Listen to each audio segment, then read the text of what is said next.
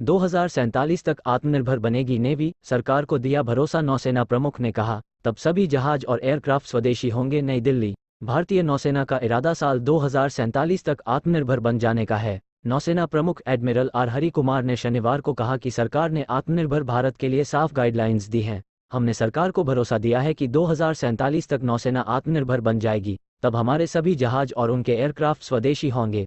4 दिसंबर को नौसेना दिवस से एक दिन पहले नौसेना प्रमुख अपनी बात रख रहे थे। उन्होंने कहा कि प्रधानमंत्री ने पंच प्रण की बात कही है, हम उसका पूरी तरह समर्थन करते हैं। हमें गुलामी की मानसिकता को खत्म करना है। हमने देखा है कि कई प्रैक्टिस, कई नियम, कई नाम, कई शब्दावलियां ऐसी हैं जिनका कोई मतलब नहीं है। समयबद्ध तरीके से ऐसी प्रैक्टिस, टर्म और नियमों को खत्म किया जाएगा। हिंद महासागर क्षेत्र में चीन पर नजर। क्षेत्र नेवी चीफ ने कहा कि हिंद महासागर क्षेत्र में चीन की गतिविधियों पर नजर बनाए हुए हैं।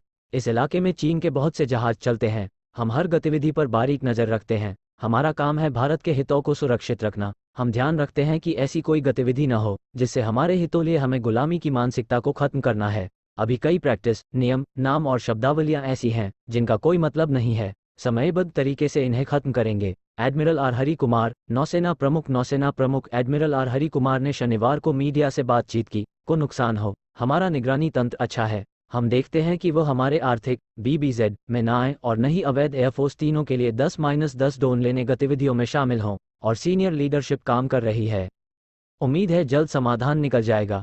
प्रेडेटर ड्रोन पर चर्चा जारी। भारत को 30 प्रेडेटर ड्रोन लेने हैं। नेवी, आर्मी और हैं। नेवी चीफ ने कहा कि चर्चा चल रही कि यह संख्या कम करनी है या यही रखनी है। अभी नेवी के पास लीज पर लिए हुए 2 प्रेडेटर ड्रोन हैं जिनका अनुभव काफी अच्छा रहा है।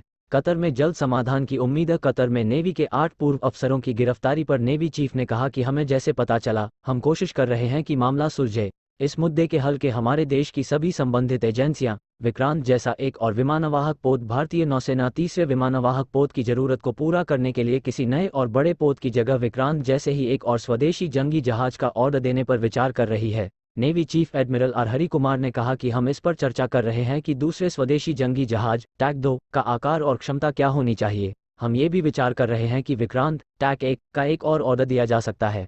इससे विक्रांत बनाने में काम आई महारत का इस्तेमाल हो सकेगा। सूत्रों का कहना है कि दूसरा स्वदेशी जंगी जहाज विक्रांत से ज्यादा बड़ा और आधुनिक होता। यह न्यूक्लियर पावर से चलता, जबकि हाल में नौसेना में शामिल हुआ इंस विक्रांत गैस टरबाइन से चलता है। वहीं IAC-2 में क्षमता बढ़ाने वाला कैटो बार सिस्टम होता, जबकि विक्रांत और इससे पहले शामिल विक्रमादित्य में स्टो बार सिस्टम है।